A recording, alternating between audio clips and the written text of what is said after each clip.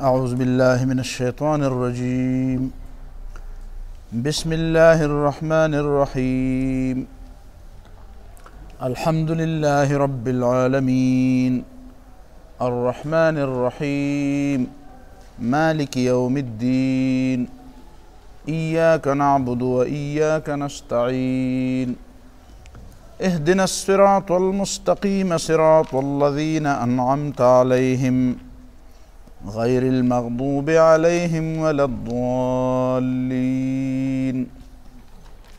آمين اللهم صل على محمد وعلى آل محمد كما صليت على إبراهيم وعلى آل إبراهيم إنك حميد مجيد اللهم بارك على محمد وعلى آل محمد كما باركت على إبراهيم وعلى آل إبراهيم إنك حميد مجيد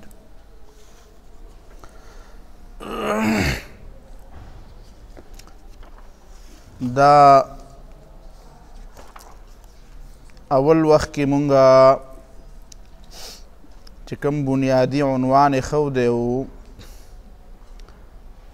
او بیا د هغې د تمهید په طور باندې پرون کومې خبرې ستاسو په مخ کې ما کېښودې نو بیا هغې اصل خبرې له راځو چې د علوم القرآن د زده کولو نه مخکې درې خبرې ډېرې زیاتې اهمې دي اوله خبره دا ده چې د انسان حقیقت څه دی دویمه خبره دا ده چې په دې انسان کې دننه د زړه حقیقت څه دی او دریمه خبره دا ده چې د وحی حقیقت او ضرورت څه دی دا درې واړه خبرې په دې ترتیب باندې د یو بل دپاره ضروري دي او دا ځکه ضروری دي چې که انسان د حیواناتو نه جدا نشي او د انسان کې دننه چې کوم دا لفظ د قلب الله تعالی بار بار بیانوي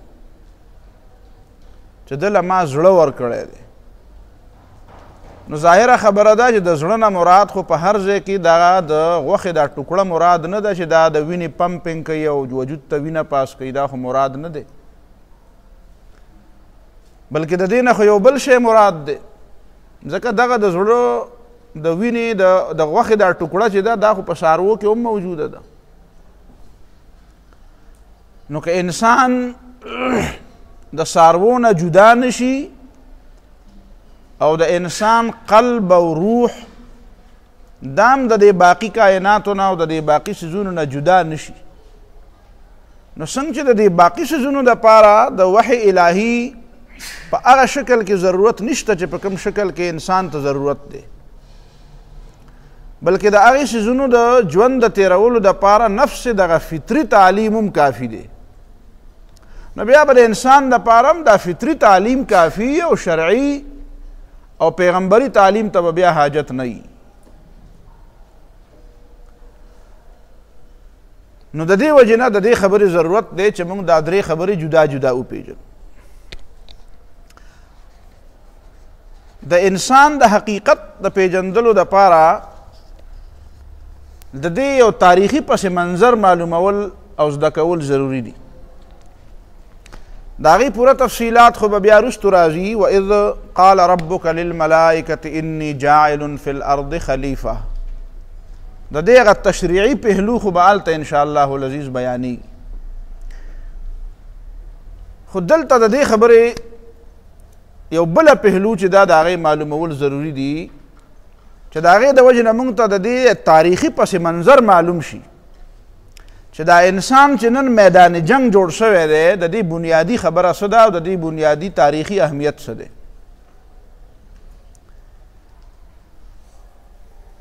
اصل کې الله رب العالمین چې کله د دې خبرې اراده وکړه چې زه په دنیا کې انسان پیدا کوم نو الله تعالی د انسان له عنوان د خلیفه ورکو خلیفه وَإِذْ قَالَ رَبُّكَ لِلْمَلَائِكَةِ إِنِّي جَاعِلٌ فِي الْأَرْضِ خَلِيفَةً د دې انسان د پیدایش نه مخکې خو په دې کائناتو کې نور مخلوق وو، ملائکه مو، جنات مو، دا ابلیس او دا هغه ذریت مو.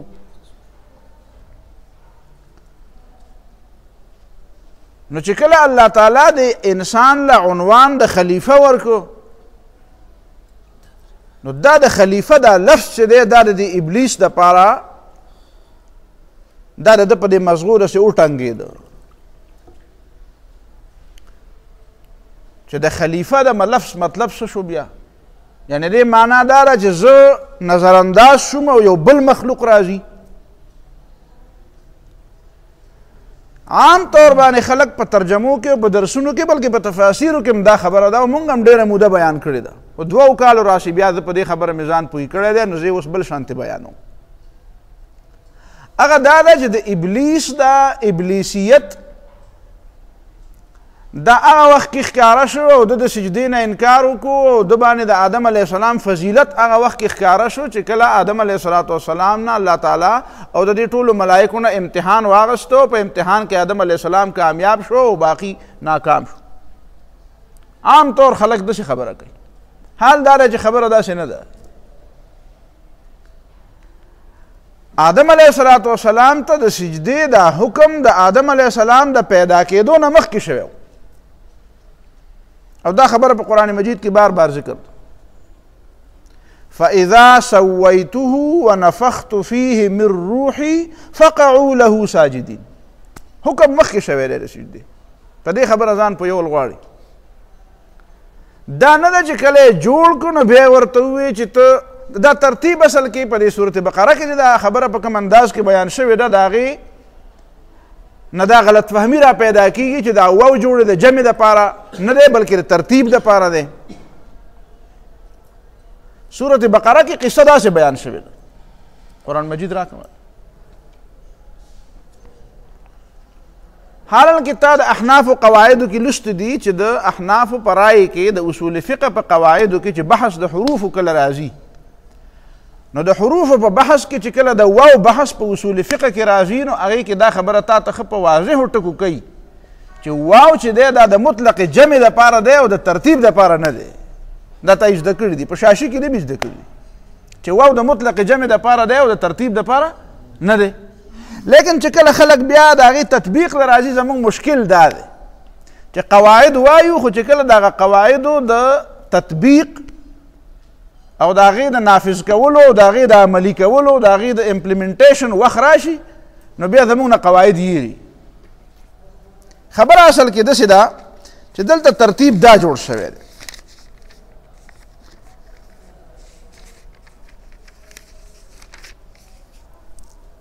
وَإِذْ قَالَ رَبُّكَ لِلْمَلَائِكَةِ إِنِّي جَاعِلٌ فِي الْأَرْضِ خَلِيفَةً. واو دی الله تعالی وی زه په ځمکه کې خلیفه پیدا کوم. ملائکو وی أتجعل فيها من يفسد فيها ويسفك الدماء ونحن نسبح بحمدك ونقدس لك.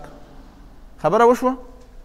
بیا دې معنا دا ده چې آدم علیه السلام پیدا شو نو بیا وعلم آدم الاسماء كلها. بیا ذهن ته دا خبره راغله چې آدم علیه السلام پیدا شو نو الله تعالی آدم علیه السلام ته نومونه وښودل. بیا ملائکو ته ووی ثم عرضهم على الملائکة فقال انبئوني قالوا سبحانك لا علم لنا. نو ورپسې رستو قال یا آدم انبئهم، آدم علیه السلام غوسې پوی کا. نو فلما انباهم آدم علیه السلام ملائک پوی کړه او دا خبره هم وشوه، دا ترتیب برابر شو که نه. نو بیا وَإِذْ قُلْنَا لِلْمَلَائِكَةِ اسْجُدُوا لِآدَمَ فَسَجَدُوا إِلَّا إِبْلِيسَ. آدم علیه السلام ته سجده وکړه نو سجده یې وکړه او ابلیس ونه کړه. نو فطري طور باندې چې هغه قاعده په نظر کې نه وي چې واو د مطلق جمع دپاره دی، د ترتیب دپاره نه دی، نو فوراً ذهن ته دا تصور راځي چې دا درې واړه خبرې په دې ترتیب شوي دي. اول الله تعالی وی خلیفه پیدا کوم، بیا پیدا ک، بیا ورله علم ورک، ملائکو سره علم نو، بیا ورته وی سجده ورته وکړې. نو ذهن ته هم دا راځي او عام خلک هم داسې وایي، دا مفسرینو کې هم داسې دا خو د تفسیر قرطبي او سوال یو ځلې وکړو بل کال ذهن کې مې راته چې یاره نورو ځایونو کې خدا راغلی دي نور آیاتونه چې را جمع کړو سورت حجر کې او نور ځایونو کې چې فقعوا له ساجدین انی خالق بشرا من طین فاذا سویته ونفخت فیه من روحی فقعوا له ساجدین.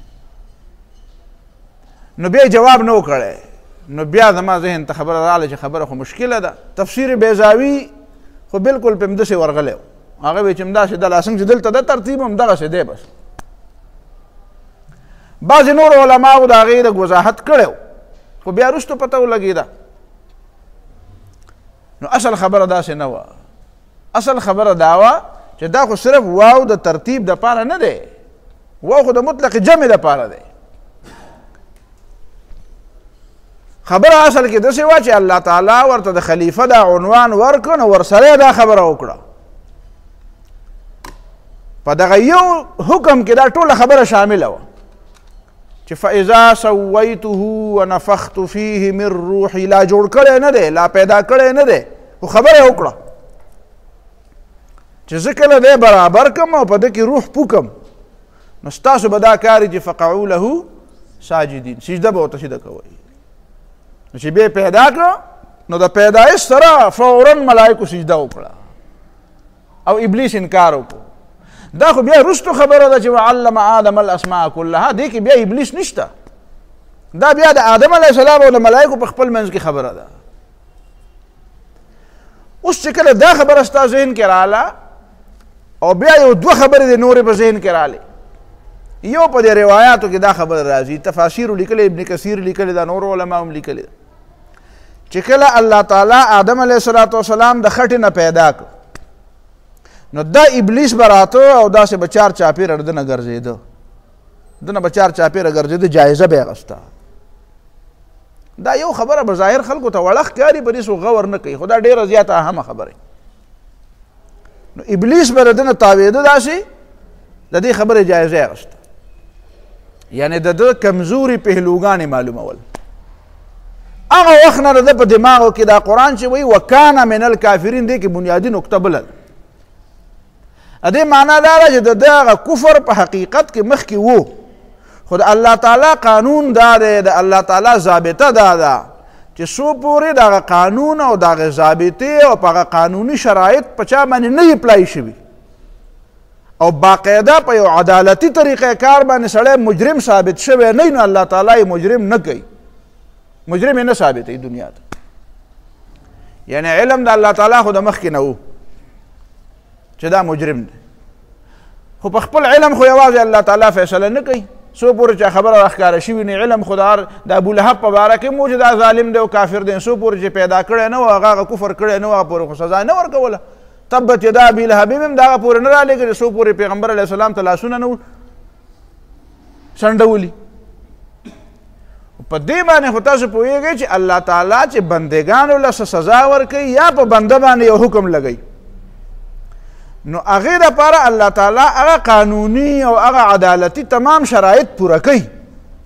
د انصاف چې څومره تقاضې د عقل مطابق دي یا د الله تعالی په نزد دي هغه تمام د انصاف هغه تقاضې پوره کړي او د هغې نه بعد یو حکم لګوي. بیا څو پورې چې هغه تمام تقاضې د انصاف نه پوره شوي هغه پورې الله تعالی هم په یو قوم باندې د کفر یا د سزا یا د عذاب یو فیصله نه کوي څو پورې چې هغه قانوني شرایط نه پوره شوي. نو ابلیس چې دی د آدم علیه السلام د پیدا کېدو نه لا مخکې چې لاسای پکې نه واچولی فیصله او حکم د سجدې خو کله شوی و سویته ونفخت فیه من روحي. نو سویته معنا دا ده چې باډي او جسم مې وله برابر کړ. ونفخت فیه من روحي معنا دا ده چې ساه مې پکې واچوله. نو څو پورې چې لا پکې ساه نه واچولې او دا باډي برابر وه په دقه عین وخت کې دا ابلیس د ده نه تاوېده او د ده په نیت کې دا وه د ده په فوهه کې دا وه چې زه به د ده دشمني کوم دا به زه په خپله لار راوړم دی خو په ما باندې الله تعالی غوره کړو. دا خبرې چې بما انعمت علی رب بما کرمت علی لاحتنکن ذریته الا قلیلا. دا خبرې د آدم علیه السلام کې د سا د اچولو نه مخکې کړي دي، ځکه چې دی خو پته ولګېده چې خلیفه پیدا کوي او دی به په ما باندې غوره وي. البته د سجدې نه انکار کول عین ممکنه چې دی د سجدې نه د انکار کولو نه بعد ویلي، ځکه چې سجدې نه د انکار کولو نه اولنی کار خو د سجدې نه انکار کړی او دی په هغه وخت کې وکړو چې کله آدم علیه السلام کې سا واچولی شو، خو نیت یې د مخکې نه دا و، د په نیت کې دا وه چې د ده به زه ذریت او د ده بچي او د ده بال بچه او دا به زه تباه کوم. نو هغه وخت کې روایاتو کې دا هم راغلي دي چې دوی یو خبره وکړه، د خبره ملایکو ته دا وکړه یا په خپل ذهن کې دا وه چې دا چې دی د ده دا خېټه چې خالي ده نو دا به دا خېټه پسې ډکوي، نو چې ډکوي نو ده ته به ضروریات پیښېږي، نو دې ضروریاتو د پیژندار دی یو کمزوري شوه، دی چې دا خېټه خپله ډکوي او ضروریات دی خپل حاصلوي، نو هغه ضروریاتو د حاصلولو په لاره کې یعنې د رزق د حصول په دې لاره کې به بیا زه دی ګمراه کوم. دا د دې یو کمزوري ده او د دې کمزورۍ نه به زه فایده اخلم. نو عین ممکنه ده چې دا خبره ده کړې ده روح د اچولو نه وروستو ده، سجدې نه بعد دا انکار کړی چې لاحتنکن ذریته، اول د سجدې نه انکار وکړو بیا الله تعالی لعنتي کړو او چې دی لعنتي شو نو ده د خپل ټول هغه غیظ و غضب ښکاره کړو چې لآتینهم من بین ایدیهم ومن خلفهم وعن ایمانهم وعن شمائلهم ولا تجد اکثرهم شاکرین. دا خبرې بیا په هغه وخت کې وکړې. نو گویا کې د آدم علیه السلام د روح د اچولو نه مخکې د آدم علیه السلام او د ابلیس په منځ کې یو دشمنی شروع شو، خو دا دشمنی د ابلیس د طرف نه شروع شو. په دې نقطه هم ځان پوهېږي، دا دویمه اهمه نقطه ځان سره نوټ کړه چې دا دشمنی چې دی د دشمنۍ ابتدا د آدم علیه السلام نه ده شوې، د دشمنۍ ابتدا د چا نه وشوه؟ د ابلیس نه وشوه. اوس آدم علیه السلام په دې کې څه غلطي وه؟ د هغه په دې کې څه کمزوري وه؟ هغه د دشمنۍ ابتدا نه خبر نه و، سر نه هغه کې لاسا نه واچولی شوی چې ابلیس د هغه د دشمنۍ فیصله وکړه. لہذا دا خبره د هغه وخت نه دی خوا راچلیږي چې همیشه د پیغمبرانو مخالفت، همیشه د الله تعالی د بندګۍ او د الله تعالی د احکامو مخالفت د دې ابتدا د کافرانو نه او د شیطانانو د شاګردانو نه شوې ده. یعنی گویا کې که د دې مخالفت په نتیجه کې او د دې جنگ په نتیجه کې څه شی چې نقصانات دي په دنیا کې، د دې ټولو نقصاناتو ذمه داري په هغه قوتونو باندې ده چې چا د دې نیکۍ د قوتونو مخالفت کړی. قرآن چې وایي وهم بدؤوکم اول مره، دی په تاسو شروع کړی دا اول ځل. دا پنکه ولګوله ګرمي ده، دی په تاسو باندې اول شروع کړی ده. نو د دې معنا یوازې دا نه ده چې په مکه معظمه کې اول د کافرانو طرف نه ابتدا شوې ده د ظلم، دا خو واضحه معنا ده. خو حقیقت کې د انساني تاریخ کې، په انساني تاریخ کې د انسان د طرف نه د دشمنۍ ابتدا نه ده شوې، د دشمنۍ او د بغاوت ابتدا او د حسد ابتدا دا د شیطان او د ابلیس د طرف نه شوې ده. او دا یوازې په دې وجه نه ده شوې چې د انسان څه کمال و او بل څه شی و، علم خو بیا وروستو ښکاره شو، بلکې دا د الله تعالی د فیصلې خلاف شوې ده. یعنی آدم علیه السلام پیدا کول خو د الله تعالی فیصله وه او ابلیس د الله تعالی دغه فیصله ونه منله، ځکه ابلیس دا نه وایي چې د دې علم زیات دی نو بس زما باندې دا نه لګي زه د ځانه څوک مشر نشم منلی، بلکې هغه بنیادي خبره دا کوي چې خلقتنی من نار وخلقته من طین. نو د دې بنیادي د دې اختلاف او د دې ضد او د دې دشمنۍ هغه بنیاد چې دی هغه د الله تعالی فیصله ګرځوي. دې نقطه باندې ځان پوهوه، دا اهم نکات پکاریږي په ذهنو کې. بیا د هغې نه بعد یو سلسله شروع شو. دا په حقیقت کې ابلیس الله تعالی ته چیلنج کوي، د الله تعالی فیصله چیلنج کړه دا د آدم علیه السلام سره دشمنی او د انسان سره دشمنی دا خو یو میدان جنگ دی. یعنی گویا کې شیطان چې د الله تعالی سره مقابله کوي، شیطان چې د الله تعالی سره دشمنی کوي، نو د دې دشمنۍ د دې جنگ د پاره میدان دا انسان دی. بس دا یو نقطه بیا ذهن کې تازه ساته چې ابلیس چې د الله تعالی سره د دشمنۍ ابتدا وکړه، نو دشمنی خو د الله تعالی سره وکړه، خو د دې دشمنۍ دپاره میدان جنگ څه شی شو؟ دا انسان شو. چې دا خبره د په ذهن کې چې انسان میدان جنگ دی، نو بیا چې د انسان متعلق کوم نظریات په دنیا کې را پیدا کېږي، نو په هغې به ډېر لوی سوچ پکاري چې د دې انسان متعلق چې دا نظریات را پیدا کېږي چې دی داسې دی، دی داسې دی، دله داسې پکار دي، نو دې معنا دا ده چې دا بیا د سوچ خبره. دلته به د الله تعالی له طرف نه یو قسم فکري، یو قسم نظریه به، یو قسم عقایدو طرف ته به متوجه کوي، او ابلیس او شیطانی قوتونه به بل قسمه نظریات د ده په باره کې وایي. دا میدان جنگ دی، څوک به د خپل طبیعت مطابق شوټ کوي او څوک به د خپل طبیعت مطابق شوټ کوي. لہذا د دې خبرې اهمیت ډېر زیات دی چې دا معلومه شي چې دا میدان جنگ څه شی دی، او دا میدان جنگ چې دی دا په کومو کومو ځایونو کې دا جنگ میدان دی، کوم کمزورۍ دي دلته چې د هغې نه دا یو فایده الي، او کومې خبرې دي چې هغې طرف ته تا دا الله تعالی متوجه کوي. د دغه ځای نه د جنگ یو ابتدا شروع شو، او دا د جنگ ابتدا چې دا د ابلیس ته طرف نه شوه. په دې ته پوه شوي. بیا ابلیس چې د جنگ عملي کم اظهار وکړو، یعنی عملا چې د جنگ شروع کړو، نو په کومه طریقه شروع کړو؟ په دې نقطه هم ځان پوهول غواړي.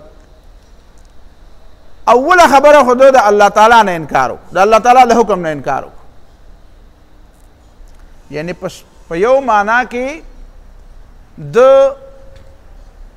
آدم علیه السلام د فضیلت یا د آدم علیه السلام د اهمیت په دې سجده باندې خو د آدم علیه السلام یو اهمیت ښکاره کېده، یا د آدم علیه السلام د اتباع اعلان ده. الله تعالی آدم علیه السلام پیدا که په عنوان د خلیفه. د دې معنا دا وه چې زه چې کومه خبره دته حواله کوم هغې کې خو به دی زما مني، خو دا باقي کائنات چې دي دا به د دې خلیفه خدمت کوي. دا معنی دې خلیفه د خدمت دپاره پیدا کړي دي، لکه اوس په دې دنیا کې دا شوي دا زما او ستا د خدمت دپاره پیدا دي. حتی کې د ملایکو ته هم الله تعالی ویلي چې دی څه کوي نو تاسو ورسره په دې کې تعاون کوئ. ولې که مونږ غلطي کولی، فرض که ما دروغ ویلی او زما دا ژبه د ملایکو ته ویلی چې دروغ ویم، دا ژبه ول رانیسه، نو ما به دروغ نه ویلي. چې ما په چا باندې غلط طریقې سره لاس حمله کولی، وهلی مې، ډز مې پې کولی، او ملایکو ته ویلی چې ګورې لاس یې وله ونیسه چې ډز ونه کړي، نو بیا خو به نه کېده که نه. خو الله تعالی د دې کائناتو د قوتونو ته دا اشاره وکړه چې اوس چې ما په دې ځمکه کې دا انسان خلیفه کړو، نو د دې معنا دا ده چې دا باقي قوتونه د ده تابع پکار دي. نو په دې قوتونو کې یو قوت دا ابلیس هم و، نو ده ته یې ویې چې ته ملایکو ته یې ویې تاسو هم تابع شئ. نو دا د ده د فضیلت اعلان هم شو، او دا د ده د تابعدارۍ اعلان هم شو. نو ابلیس چې دی اولنی کار بیا دا وکړو چې د ده د تابعدارۍ نه انکار وکړو. خو دا انکار اصل کې د الله تعالی د حکم نه و، خو میدان جنگ بیا دا انسان و، ځکه چې ده ته د شدې نه انکار وکړو. په دغه یو لفظ کې دی دواړه کاره کوي که نه، د الله تعالی د حکم مخالفت یې وکړو، او دا مخالفت یو قسم له جنګ و. نو دا جنگ یې په کوم میدان کې وکړو؟ دی د دې انسان په دې میدان کې وکړو چې ستا خلافت، لفظ به خلافت وایو، خلافت به نه وایو، ستا خلافت او ستا مشري او ستا عزت او اهمیت نه منم. دا یوه خبره شو. دویمه خبره بیا دا وکړه چې کله د انکار وکړو، الله تعالی دی راندی دربار کو، بیا دی په یو موقع باندې راغی او آدم علیه السلام له دوکه ورکول شروع کړ. په دې کې هم دی د الله تعالی سره هم جنګ کوي، او بیا هم د انسان په دې میدان کې کوي. د الله تعالی سره جنگ په دې کوي چې نعوذ بالله من ذلک دی په دې جنگ کې دومره تیز تللی دی چې دی د خپل یو کردار نه دا خبره ثابتوي چې دا تا چې په ما باندې دا آدم غوره کړو، دا فیصله درسته نه ده. یعنی دی گویا کې خدای ته داسې چیلنج ورکوي چې تا چې په ما باندې دا آدم علیه السلام غوره کړو، نو ستا د خبرې مطلب دا و دا زما خلیفه دی، یعنې زه چې دته څه ویم دی به هغه کوي. او ما ته دې ووایي چې ته په دې کې نه یې تا ته چې زه څه ویم ته هغه نه کوې نو دا خبره خو ټیک شوه چې ما ته دې څه ووایي دا ما ونه کړه خو زه اوس دا ثابتوم چې ده ته دې څه ویلي دي دی هغه هم نه کوي لهذا نعوذ بالله من ذلک ستا فیصله صحیح نه ده چې تا په ما باندې د آدم علیه السلام څه کړه په دې خبره خو پوهېږئ تاسو که نه هسې نه چې غلط تعبیر وکړئ بیا بل طرف ته لاړ نه شي نو د الله تعالی د احکامو دوه پهلوګان دي دوه حصې دي څنګه چې د هر یو شي یو مثبت او یو منفي پهلو وي څه اوامر دي او څه دي نواهي دي ابلیس ته الله تعالی امر کړی و چې سجده وکړه نو د امر مخالفت وکړو په دې بل طرف باندې آدم علیه السلام ته امر ونه کړ نهی ورته وکړه وی لا تقربا هذه الشجره هلته امر اسجدو او دلته څه وه نهی وه وی لا تقربا دې ونې ته مه نږدې کېږئ دا بله خبره ده چې په دې کې هم څه حکم دي او څه مصالح دي زمونږ یو کمزوري دا وي او د عامو مسلمانانو عامه کمزوري ګورئ دا په ذهن کې یاده ساتئ چې د ده دپاره د امر په مقابله اوامر خو هسې ضروري دي دا یې نه خو څوک انکار نه کوي خو آدم علیه السلام ته اولنی د اطاعت خبره او اولنی حکم د الله تعالی په صورت د نهی کې راغلی دی نو پکار ده چې انسان دې طرف ته زیاته توجه وکړي چې د کومو څیزونو نه زه منع شوی یم آیا زه د هغې نه منع یم دا خبره خو ډېره زیاته ضروري ده د کوم څیزونه ما ته حکم شوی دی دا به منم دا خو د مخکې نه په ذهن کې ده دا خو عام طور باندې چې سړی ماشوم ته ورشه دا اوبه راوړه ورشه فلانکی کار وکړه د دې اهمیت محسوسوي چې وکړه اهمیت خو هر څوک محسوسوي خو دا چې دا مه کوه نو دا شی دومره اهم دی چې آدم علیه السلام ته الله تعالی خپل اولنی حکم په شکل د امر کې ونه کړ بلکې په شکل د نهی کې ورته وکړو نو د نهی اهمیت زیات دی او نن به ته ګورې نن د دنیا شیطاني قوتونه چې دي هغه د نهی مخالفت ډېر زیات کوي د اوامرو خو څه چل ول کې تعبیر او څه چل او که نه څه قیسه میسه او څه تاویلات ماویلات وله کوي خو دا نهی چې کومه ده که نه د دې اهمیت بالکل نه محسوسوي پوهېږه په خبره په منهیاتو نه منع کېدل بلکې تا ته به پته ولګي وروسته به زه تا ته ووایم او بعضې کې حوالې به هم دله درکړم اگر چې څه کال زما دا خیال دی چې زه په دې معامله کې ډېره تیزي ونه کړم حاجي بیا ډېره ګیلې راته را پیدا کېږي خو دا خبره بنیادي ده چې بنیادي اصول خو به زه وایم خو نشم پرېښودی چې ځینې خلک وایي چې یاره امر بالمعروف کوئ او نهی عن المنکر ته پکې حاجت نشته وایي ځکه چې امر دې وکړو خو نهی پکې په خپله راله نو ته په دې خبره باندې ذهن دې کار کوي او ذهن دې کلاویږي انشاءالله زمونږ په درس کې دا طریقه ده چې ورځ تر ورځه ذهن کلاویږي ورو چې لس ورځې تېرېږي نو ته به پوهېږې چې الحمدلله بیا به پر خپل ذهانت د خدای شکر ادا کړې دا رېګمالونه دلته به زنګونه به تلرې شي نو نهی عن المنکر وہ نہی معروف کی بات کی جائے اور منکر کو نہ چھیڑا جائے منکر کو نہ چھیڑا جائے پتہ لگے دا چې دا گزار د کم ځای نه روان دی دا هغه د ابلیس او د آدم مقابله ده د رحماني او شیطاني قوتونو مقابله ده چې دا اولنی ټکی دی خو چا دا یو لفظ راغستی دی او چا بیا شکلونه بیا شاګردان ډېر شوي دي شاګردان ډېر شوي دي نو کار تقسیم شوی دی نو دا رستنی خبره چې کومه دا یو قسم شاګردانو ته حواله ده او دا اولنی قسمه خبره دا بل قسم شاګردانو ته حواله ده نو ځینې شاګردانو ته دا خبره راواغسته چې هلکه نهی عن المنکر مه کوئ او د دې لپاره مثالونه هم وایي صاحبه چې بس امر دې وکړو او نیکي دې وکړه نو بس په خپله باندې د ګناه نه بند شوې او چې رڼا راغله نو تیاره په خپله لاړه او دا انګا بنګا به وایي حالانکې د الله د خبرې په مقابله کې عقل پیش کول د شیطان کار دی یو سړی چې تا ته داسې ووایي چې هلکه چې امر بالمعروف دې وکړو خو نهی عن المنکر پکې په خپله راله که نه څنګه پکې راله وایي ګوره ورته چې بجلي دې ولګوله نو تیاره وه دا تیاره منکر او دا رڼا څه وه مثلا دا معروف نو چې تا څنګه بټن ولګوله آن دې کړه او بجلي ولګېده نو چې بجلي ولګېده نو بل یو عمل ته پکې حاجت نه و خو په خپله باندې څه چلو شو تیاره ختمه شوه نو دا یې څه دپاره دلیل وي چې امر بالمعروف وکړې نو نهی عن المنکر په خپله راله. نو اوله خبره خو ورته دا ووایه چې د ټولو نه اولنۍ خبره خو دا ده چې دا نهی عن المنکر چا په عقل باندې ویلې وه چې تا یې عقلي دلیل مخالفت وکړو که دا په نقل کې وه، په آیت کې وه، په قرآن کې وه. نو د قرآن د خبرې په مقابله کې عقل پیش کول د چا کار دی؟ دا د ابلیس کار دی. نو اولنۍ خبره خو دا ده چې ته د ابلیس شاګرد دی. دې نه بعد به بیا په عقل کې خبره کوو چې آیا منکر صرف دغه و که منکرات نور هم و؟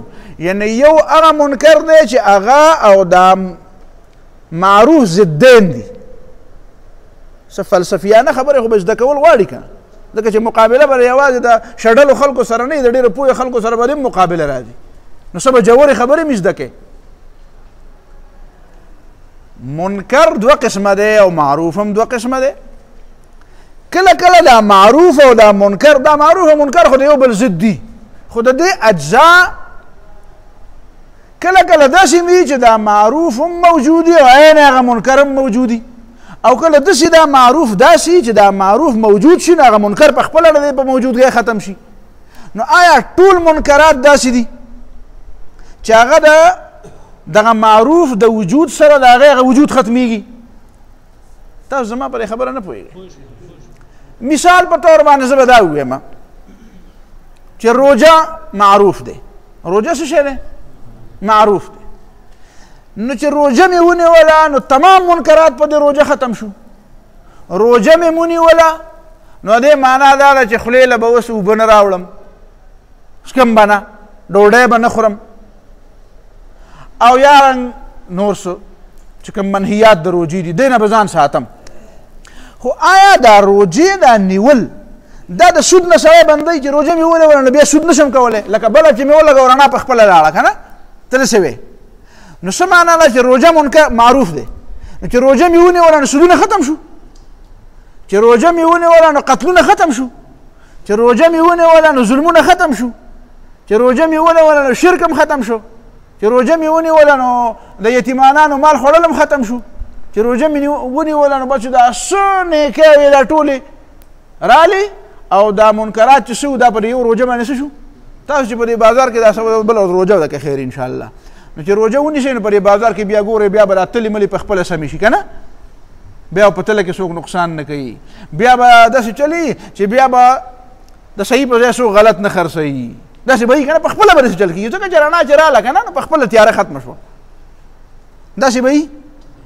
مونځ دی دا مونځ معروف دی، ما چې به الله اکبر نیت مې وتړه نو بس بیا جامې مې ملالې شوې په خپله، په خېټه ډوډۍ هم په خپله حلاله شوه، خشوع خضوع هم په خپله برابر شوه که نه، دا هر څه په خپله وشو که نه، که دا به کول غواړي.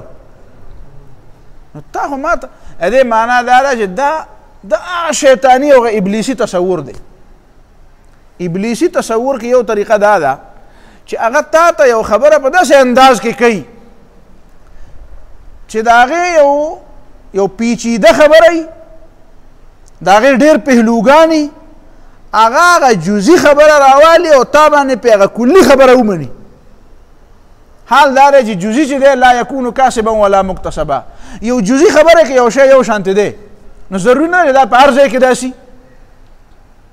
نو د بلب دا لګول دا په خپله یو خبره شو. دې باندې مې دا ومنله چې بعضې معروفات داسې دي چې هغه مې وکړو نو د هغې سره هغه بعضې منکرات لاړه، خو بعضې منکرات داسې دي چې هغه په خپله باندې څه کول غواړي، د هغې دپاره مستقله اراده غواړي، مستقل فعل غواړي، مستقل عمل غواړي. او که خامخا الزامي جواب غواړي نو زه به داسې ووایم چې ته چې داسې وایې چې رڼا راوله نو تیاره به ختمه شي، نو زه وایم چې ته تیاره ختمه کړه رڼا به په خپله راشي، نو بیا خو دا خبره الټه شوه، خبره باندې نه پوهېږئ. ته داسې تعبیر کوې که نه چې زه تیاره ختموم نو رڼا راولم، نو ما یې چې ځکه ستا د دې خبرې مطلب دا شو چې رڼا راولم چې په معروف باندې حکم په معروف باندې عمل وکړم نو منکر په خپله ختمېږي. ما یې زه وایم چې منکر لرې کړم معروف په خپله راځي، ځکه چې زه تیاره ختمه کړم رڼا په خپله راځي، تیاره ختمه کړم نو رڼا، نو بیا دا خو د امر بالمعروف په ځای د نهي عن المنکر اهمیت واضح کوي که نه واضح کوي؟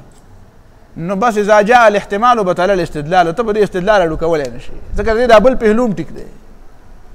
تاسو زما په دې خبره نه پوهېږئ. خو اصلي جواب څه دی؟ اولنی جواب اصلي څه و؟ اصل جواب داو اصل جواب داو ګوره دا علمي جواب دی او دا ایمانی دا باقي خبر رستو دي دا اگر چې تا ته ډېرې مضبوط ښکاري خو دا رسته نه دي اصل جواب څه دی اصل جواب دا دی چې د نقل په مقابله کې د نص په مقابله کې عقل راوړل د شیطان کار نو نهی عن المنکر په نص ثابته ده که نه ده ثابته ګورئ په قرآن مجید کې په ډېرو ځایونو کې امر بالمعروف هم راغلی دی ورسره نهی عن المنکر هم راغلی دی یأمرون بالمعروف وینهون عن المنکر خو په ډېرو ځایونه داسې دي چې په هغې کې نهی عن المنکر راغلی ده او امر بالمعروف نه دی راغلی لکه سورة مائده کې سورة اعراف کې سورة اعراف کې وایي کنه انجینا الذین ینهون عن السوء انجینا الذین یأمرون بالمعروف وینهون عن السوء نه دی واسألهم عن القرية التي كانت حاضرة البحر إذ يعدون في السبت إذ تأتيهم حيتانهم يوم سبتهم شرعا رستو پس بیا سوئی فلما عتوا عما نهوا عنه فلما عتوا عما نهوا عنه أنجينا الذين ينهون عن السوء وأخذنا الذين ظلموا بعذاب بئيس ننهي رالا ومن دو ذكر رالا عتوا عما نهوا عنه او انجينا الذين ينهون عن السوء لعن الذين كفروا سورة مائده تلاش لعن الذين كفروا من بني اسرائيل على لسان داود وعيسى بن مريم ذلك بما عصوا وكانوا يعتدون كانوا لا يتناهون عن منكر فعلوه كانوا لا يتناهون عن منكر صرف نهي عن المنكر على امر بالمعروف پکې نشته كانوا لا يتناهون لولا ينهاهم الربانيون والاحبار عن قولهم الاثم واكلهم السحت دقه سوره مائده ده لولا ينهاهم الربانيون لولا يأمرون پکې نشته لولا ينهاهم الربانيون والاحبار عن قولهم الاسم واكلهم السحت بیا پس رستو ذا حاجی سورة هود تا پس لارشا فلولا كان من القرون من قبلكم أولو بقية ينهون عن الفساد في الأرض إلا قليلا ممن أنجينا منهم فلولا كان من القرون من قبلكم أولو بقية په پخوانو خلکو کې داسې هوښیاران ولې نه را پیدا کېده څنګه هوښیاران ینهون عن الفساد في الارض الا قليلا ممن انجینا منهم نو ینهون عن الفساد في الارض هلته بیا نهی شته او امر بالمعروف نشته نو دا خو قرآن مجید بار بار تا ته د دې خبرې تذکره کوي حاجی چې د دې خبرې اهمیت دی د نهي عن المنکر په خپله یو مستقل اهمیت دی امر بالمعروف سره هم اهمیت دی او دا په خپله یو مستقله فریضه هم ده كنت نهيتكم عن زيارة القبور احادیثو کې هم دا شته دارنګې اولنۍ تا ته ما ووې اولنۍ خبره چې آدم علیه الصلاة والسلام ته شوې وه نو هغه څه وه نهي وه وقال ما نهاكما ربكما ما نهاكما ربكما عن تلكما الشجرة إلا أن تكونا ملكين أو تكونا من الخالدين ما نهاكما ربكما عن تلكما الشجرة نو اولنې حکم انسان ته په شکل د نهي کې راغلی دی دا د دې خبرې دلیل دی چې امر خو اسم ضروري دی اما ستا عقلي عام یو عام سړي ته ووایه د هېڅ نه خبر یو ورکوټی ماشوم وي ورته دا کار کوی دا نو ګوره دا خبره نه مني ابه نه پوهېږي وایه مه کوه نو هغه وایي کومې نو دا خبره ډېره زیاته ضروري ده چې نهی عن المنکر اهمیت په ذهن کې واشي دا خو خیر ضمني خبره دلته راغله خو خبره مې دا کوله چې د ابلیس دې کې آخر څه مطلب و دی خو هسې هم د جنت نه راوتی نو د ده په دې کې بنیادي څه مطلب و خامخا چې ده په آدم علیه السلام باندې خامخا دا څه کوو هم په دغه موضوع کې چې په کوم شیز کې الله تعالی دی منې کړی و هم دا یې پې خوړله خامخا نو دې کې د ده مطلب دا و چې دی دا خبره ثابتوي چې که ما مخالفت وکړو نو ده م وکړو، لهذا د ده په ما باندې فضیلت دا فیصله نعوذ بالله من ذلک دا سوا خطا وه. حال دا دی چې آدم علیه الصلاة والسلام هغه ونه ومخوړه، خو بیا هم دا ثابته شوه چې د آدم علیه الصلاة والسلام د فضیلت خبره خطا نه وه، ټیک وه. په هغې باندې به تفصیلي خبره کوو انشاءالله. د دې باوجود اوس به ستا ذهن کې دا سوال راځي چې او کنه هلته خو آدم علیه الصلاة والسلام هغه ونه خو وخوړه، د ده په وینا یې وخوړه خو خو یې خوړه، دوکه ورته میلاو شوه په دوکه. فدلاهما بغرور په دوکه یې وخوړه خو خو یې خوړه. او الله تعالی ورته ووایي چې تا خو د نهي مخالفت وکړو. الم انهکما عن تلکما، هلته هم ګوره الم انهکما عن تلکما الشجره واقل لکما ان الشیطان لکما عدو مبین، ما نه وی منې کړي او درته مې نه ویلي چې شیطان دشمن دی. نو قال ربنا ظلمنا انفسنا، دغلته هم ظلم دغه دی د نهي مخالفت ته وایي. انجینا الذین ینهون عن السوء واخذنا الذین ظلموا، هلته هم ظلموا هغه څوک دی چې د نهي مخالفت یې کړی دی. ویم خوړه ده او د دې باوجود د ابلیس هغه خبره ثابته نه شوه. په دې باندې خو به انشاءالله په صورت اعراف کې بحث کوو چې څنګه ثابته نه شوه. خو لنډه خبره دا ووایه چې آدم علیه الصلاة والسلام چې د ونه وخوړه نو د خپلې خوښې باندې یې وخوړه، که ابلیس ورته وی او دوکه یې وله ورکړه نو ویې خوړه. د ابلیس په دوکه کې راغی او ابلیس چې سجده ونه کړه آدم علیه السلام ته، نو چا ورته وی چې سجده مه کوه؟ پته ولګېده چې په ابلیس کې دا شیطانت په خپله پروت و او آدم علیه الصلاة والسلام نه که دا شیطان لاس را بند کړي نو په ده کې ګوره شیطانت نشته. بیا دی بیا د الله تعالی د حکم مخالفت نه کوي. نو پته ولګېده چې فضیلت د چا لپاره دی؟ د آدم او د ابنای آدم دپاره دی. ځکه چې آدم او ابنای آدم علیه السلام او د آدم علیه السلام بچي دی ته چې ابلیس خپل شیطانت او دوکه ور نه کړي نو دی د الله تعالی د حکم براه راست مخالفت نه کوي. نو دا لوی فضیلت دی که نه دی؟ او شیطان څه کوي؟ شیطان چا دوکه کړی و؟ هېڅ چا نه و دوکه کړی، خو خپله پکې دننه خباثت پروت و. نو دی دا بهانه نشي کولی چې زه چا دوکه کړی ما، زه پوه نه شومه، ما ته چا داسې ووي، د ما تعلیم په غلطه طریقه شوی و. نو د دې نه دا ثابته شوه که ثابته نه شوه چې آدم علیه الصلاة والسلام په ابلیس باندې څه دی؟ غوره دی. نو د شیطان خبره غلطه ثابته شوه چې ده وایي چې زما مخالفت وکړو ده م وکړو نو ما او دی یو شانتي نو یو شانتي شو؟ نه دي یو شانتي نه دي. او دویمه غټه خبره ذهن کې بله کښېنه وه چې آدم علیه الصلاة والسلام چې ونه وخوړه او الله تعالی ورته وایي چې ولې دې وخوړه؟ نو دلیلونه یې وې او مناظره یې کوله او بحثونه یې کول که معافي وغوښته، فورا یې معافي وغوښته. حال دا دی چې دلیل ورسره وم.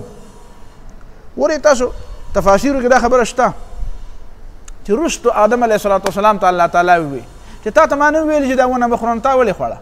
او الله تعالی خو عالم دی خو بیا هم دې تپوس وکړو. نو آدم علیه الصلاة والسلام په هغه وخت کې بیا هغه اصلي خبره وکړه چې د معافی نه بعد وی چې دې ابلیس چې ماله قسم راکړ وقاسمهما انی لکما لمن الناصحین، نو زما د دغه وخته پورې دا ګمان نه و چې سړی به دروغ هم وایي او د الله تعالی په نوم به قسم هم خوري. دا ګمان زما نه و، خو چې ده دروغ ووایي او ده د الله تعالی په نوم قسم وخوړ، ستا په نوم یې قسم وخوړ، نو زما د ده په خبره اعتماد راغی. مؤمن دغه ته وایي چې د هغه سینه صفا وي، په خپله چاله دوکه نه ورکوي نو هغه وایي دا بل به ماله دوکه نه راکوي. نو مؤمنان ځکه ډېر دوکه کېږي او اکثر ګوره د مسلمانانو د سادهتوب هم ډېر لوی نقصان کړی دی. سادهی نو دا سادهتوب د ده په فطرت کې دی، نو د ده په فطرت کې دا دی. څوک یې دوکه کوي دی بل له دوکه نه ورکوي نو دی بل په ځان باندې قیاس کوي چې زه بل له داسې دوکه نه ورکوم او دروغ قسمونه ورته نه خورم جوړ ماله هم نه راکوي. حال دا دی چې هغه بل د ده د دې کمزورۍ نه سالي. نو دا یو کمزوري به ګوره ذهن کې وه. آدم علیه السلام ته خو مخکې تجربه نه وه که نه، تا ته خو مخکې تجربه څه شوه؟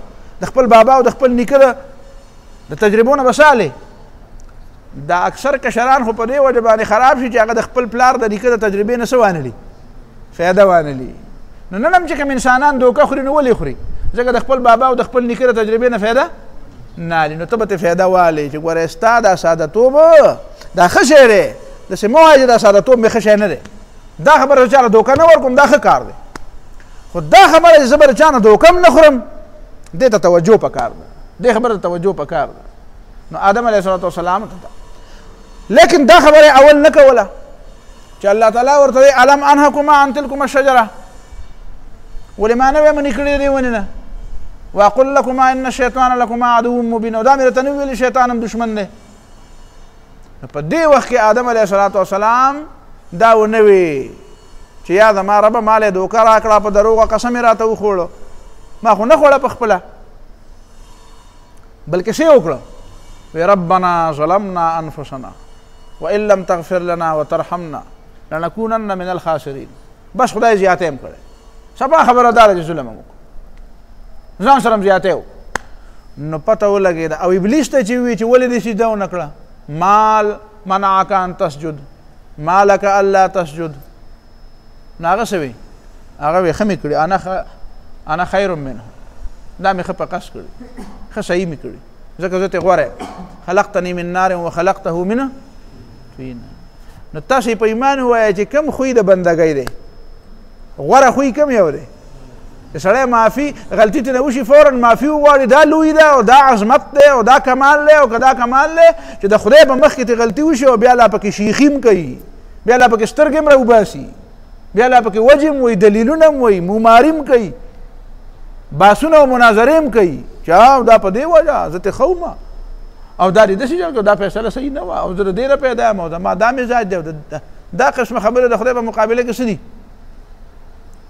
تاسو په دې خبره ورسېدې دې دوو خبرو نه څه ثابته شوه چې د آدم علیه الصلاة والسلام فضیلت د دې باوجود چې هغه معونه وخوړه والله ویې مه خوره خو د دې باوجود د آدم علیه السلام فضیلت نور هم راښکاره شو که دا سلسله او دا د ونې د خوراک دا قیصه نه وی شوي نو د آدم علیه السلام دونه فضیلت نه ښکاره کېده.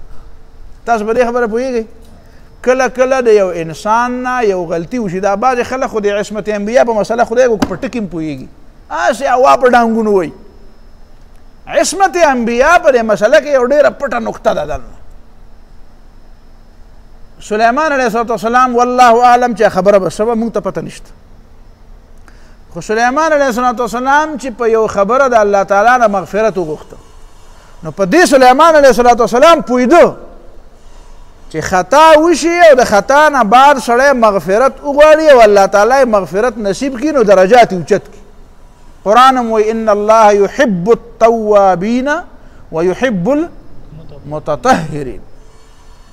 متطهر چاته وایي چې څخه پورې پورې ولګي او بیا پاک. کل بني آدم خطاؤون وخیر الخطائین التوابون.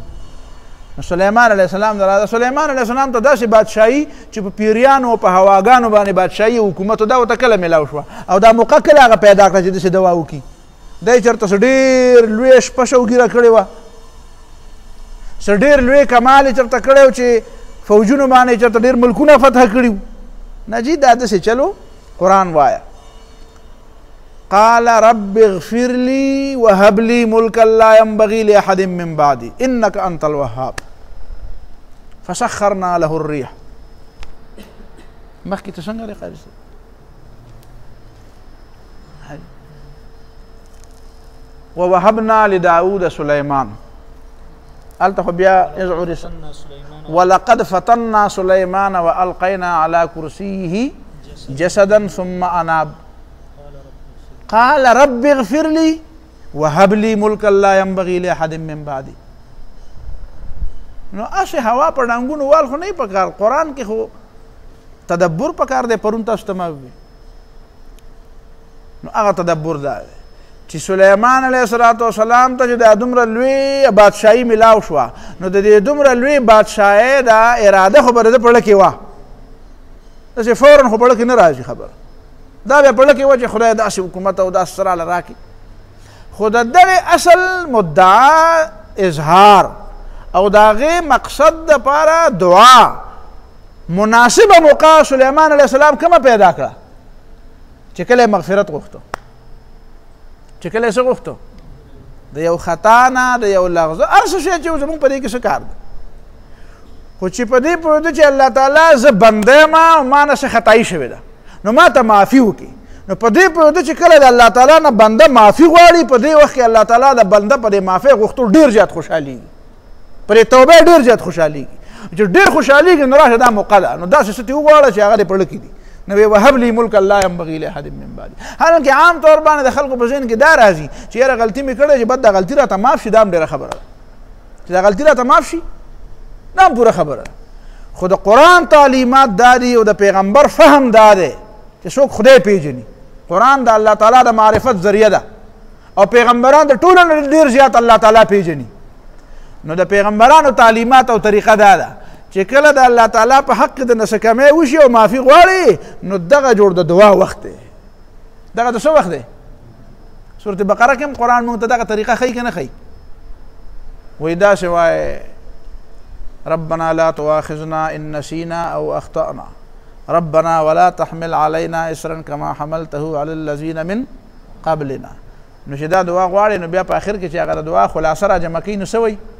وایي واعف عنا، واعفو عنا، پریم ده. د ګریوان کې د راله لاشې ښودي دي نو پریم ده، اولنۍ خبره ده. بیا واغفر لنا، بیا راته معافي مو کړه، پرده را باندې راواچوه چې پرېښودېدم خو داسې راته مه وایه چې تا غلطي کړې وه، دا خبره پرېږده. واغفر لنا، پرده را باندې راواچوه. او چې دا دویمه خبره د مغفرت دا منظوره شوه نو بیا پسې دوباره څه وایي؟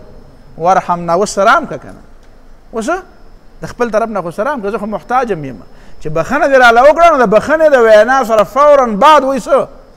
ورحمنا، د خپل طرف نه سره که. او انت مولانا، بل چا نه وغواړو، تم مولای نو فانصرنا علی القوم الکافرین. یو غټه خبره خو دا ده چې په کافرانو مقابله کې زموږ څه وکړه؟ مدد وکړه چې په دې دنیا کې خو د شرم ژوند تېر نه کړو.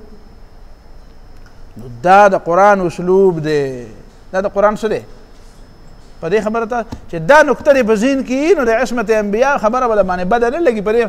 او دا خلک یې درته داسې بیان کړي چې ته به وایې چې بس ته څه حاجي څه هوا داسې وایي راوایي او پته بیا نه لګي چې اصل قصه څه ده. په اصل قصه نه دی پوهېږي نه به بل څوک پوهولی شي. نو به هر حال خبره مې دا کوله چې اولنۍ طریقه د ابلیس څه وه چې آدم علیه الصلاة والسلام مقابله کې دا آدم میدان جنګ جوړ کړو، مقابله د خدای سره ده، دشمنی خو د خدای سره کوي. خبره باندې تاسو پوه شوئ؟ او د دشمنۍ ابتدا د ده طرف نه ده، خو میدان جنگ انسان دی. نو اولنۍ جنگ په کومه طریقه وکړو چې د ده عظمت او د ده لویي او د ده خلافت او د ده مشري دی ونه منله.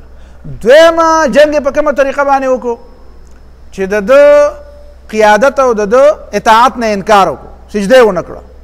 او دریمه که ته ورته دویم په دې اولنۍ تفصیل نه کوې نو دا اولنۍ شو. دا بله طریقه د دا وکړه چې راضي اوسه او د آدم علیه الصلاة والسلام نه یو غلطي کوي. اوس غلطي په کومه طریقه کوي او دا غلطۍ آثار څه دي او د هغې تکنیک څه دی؟ نو د درې واړو خبرو باندې ته سوچ وکړې نو تا ته به ابلیسي طریقې واردات معلومیږي، شیطاني طریقې واردات.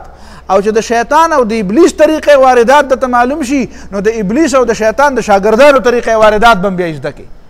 بیا په دې پوهېږي چې د ابلیس دا خو استاد دی که نه، دا خو معلم دی، دا خو پیر دی. نو د دې پیر او اوسه پورې لګیا دی هغه دا ظالم ستړی کېږي نه،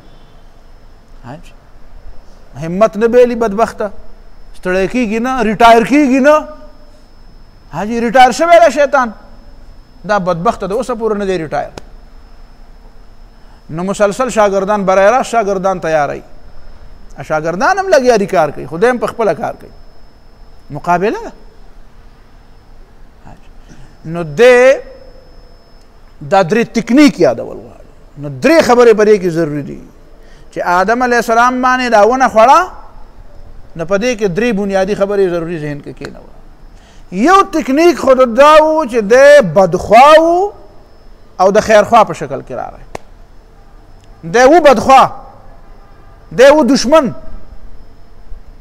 خو راغی د چا په شکل کې؟ د خیرخوا په شکل کې. وی وقاسمهما انی لکما لمن الناصحین. ناصح چاته وی؟ خیرخوا. او قسمونه یې ورته وخوړل چې زه ستاسو سیمه خیرخوا. که دی ویلی وی چې زه خو هغه یم چې تا نه مې یعنې دا انداز کله کله دا انداز د خبرې نه وي، په دې کې هم ډېر لوی چلي که نه. سړی هغه یو خبره پټوي او بله ښکاره کوي. د خبرې یو پهلو پټوي او بل پهلو یې ښکاره کوي. هغه یو پهلو ډېر مضبوط وي خو هغه کمزوری ښکاره کوي او هغه بل پهلو ډېر کمزوری وي خو هغه څه ښکاره کوي. د بنو قصه مې راته کړې وه، بل ورته ما رښتیا په دغه کې کړې وه، په روخان کې مې کړې وه. دوه بنې وې، بن خو پېژنې، هسې دا بن دا نوم خطا دی که نه، کله کله دا ډېرې خوږې مې د یو بل سره، او دعا وکړئ چې الله تعالی بنې د یو بل سره خوږې کړي. دا دعا وکړئ ځکه دا مې یو ښه دعا ده. نو هغه به نه وي خوږې، او پکار ده چې دا مسلمانان د یو بل سره خوږې شي، چې دا دنیا ته ښکاره کړي چې نه مونږ خوږوالی ښه. نو هغه یوې 8 زامنو او د بلې یو و، د یوې څه و 8 زامنو او د بلې څه و دغه لږ یخي دي دغه، او دا بلې یو و. نو د هغه 8 زامنو چې کومه مور وه نو د هغې نه چا تپوس وکړو، وی خورې بچي دي شته؟ وی او وی څو بچي دي؟ وی زما داسې 8 بچي وړګي دي. څه مې دي؟ داسې 8 بچي وړګي دي. تاسو پرې پوه شوئ چې دا 8 څه ډېر غټ شی شو؟ نه نه معمولي غوندې خبره، هلې د میږي وزر داسې 8 بچي وړګي مې دي. وی شته د هغه بلې بنې د هغې شته؟ وی او د هغې خو شته. وی څه؟ وی د هغې خو یو زوی دی خو داسې نو نو نو نو نو نو نو هغه اوس څه شو؟ سمداسې د دنیا د رستم وسپندیارې راواچول، داسې غټ پهلوان دی او داسې دی چې یو یو په ډېرو نو چې کومه خبره سړي ته ډېره زیاته څه ښکاري، بده پرې لګي یا خامخای، نو هغه په یو انداز کې وایي، او چې کومه خبره په بل انداز کې ویل غواړي نو د 8 نه څه جوړ کړو؟ بنګلادیش والا چېرته قار نه شي، خفه نه شي چېرته. بنګلادیش والا تاسو پېژنئ؟ په روسکني پېژنئ، خو څه کلني چې راغلي بنګلادیش نه پېژنئ. زه وبې پېژنئ، خیر دی. نور څوک هم پرې ترجمه کې شریک دي که نه، هغه بنګلادیش والا دی. نو دا یو بنیادي خبره شوه، په خبره تاسو ونه رسېدئ. نو دی ابلیس دا چل وکړو، او دا د بنې ته دا خبره مې ابلیس ښودلې وه، دا چل چېرته بیا ونه کوي.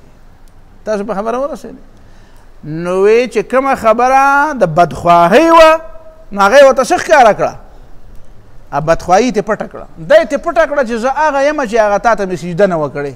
سړی چې تعارف کوي خو پکار ده چې پوره تعارف وکړي که نه، چې ده ورته ویلی چې زه داسې خیرخواه یم، نو دا به یې ورته ویلی وی چې زه هغه یم که نه چې هغه ملایکو راته سجده کوله او ما راته ونه کړه. نو دا یې پکې ورته ووی، دا یې پکې ورته ونه وی، دا یې ترې پټه وساتله. عیب خلک پټ ساتي، او دا عیب پټول دا په معامله کې نقصان دی. ته چې سودا خرڅوې په دوکاندار ته وایې نو پکار دی ته عیب ښکاره کړې، که عیب پټې نو تا ته بیا ابلیس شاګرد دی، بیا بل شاګردی ته حاجت نشته. تا به ته سبق کله ویلی دا موږ ته پته نشته، د شپې به دې درته سبق ویلی، په خوب کې به یې درته ویلی، پوهېږې په خبره. خو بهرحال پته ولګوې ته عیب پټې د مبیعي د سودا څه شی خرڅوې او د هغې عیب څه کې، نو پته ولګېده چې ته د ابلیس شاګرد دی. بیا ما یو ځل دغه اغسته، دا څه ورته وایي، د بلستنو دا بکس مې اغسته. نو په کار خو دا وه چې کوم سړی په یو سودا ډېره نه پوهېږي نو بل سړی نه ځان سره کړي. بس ما نه هم دا غلطي وشوه، سیدې یوازې په خپله لاړم دوکان له. چې دوکاندار له لاړم نو د هغې هغه سر یې مضبوط جوړ کړی او دا غاړې ماړې او دا یخونه نه داسې ټیمو چې کور ته مې راوړم وروستو بیا پته راته ولګېده.